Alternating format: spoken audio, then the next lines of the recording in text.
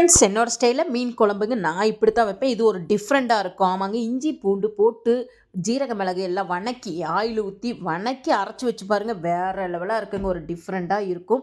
ஆமாங்க, நான் ஒரு 1/2 கிலோ வெங்காயம், இஞ்சி பூண்டு, அப்புறம் ஜீரக மிளகு ஆயில் ஊற்றி நல்லா வணக்கிட்டேன். வெங்காயம் வணங்கினோன்னே மல்லித்தூள், மிளகாய்த்தூள் அதையும் போட்டு சிம்மில் வச்சு ஒரு நல்லா வணக்கணும். அடி பிடிக்காமல் வணக்கி எடுத்து ஆற வச்சு அரைச்சிடலாங்க. கொஞ்சம் நைஸாக அரைச்சி எடுத்து வச்சிடலாம்.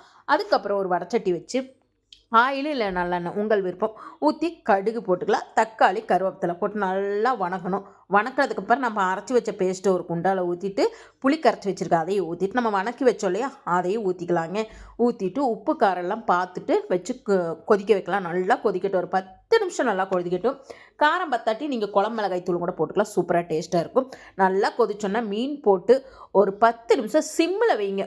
போட்டோன்னே இறக்குவாங்க, அப்படி இறக்காமல் சிம்மில் வச்சுருங்க. ஒரு 10 நிமிஷம் மூடி வச்சுருங்க. அதுக்கப்புறம் ஆஃப் பண்ணுங்க.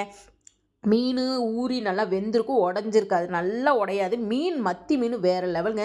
இந்த மாதிரி ட்ரை பண்ணி செஞ்சு பாருங்கள். அப்பப்பா, சாப்பாடு சூடான சாப்பாட்டில் அந்த மத்தி மீன் குழம்பு, மத்தி மீன் டேஸ்ட்டே வேறங்க. ட்ரை பண்ணி பார்த்துட்டு சொல்லுங்கள்.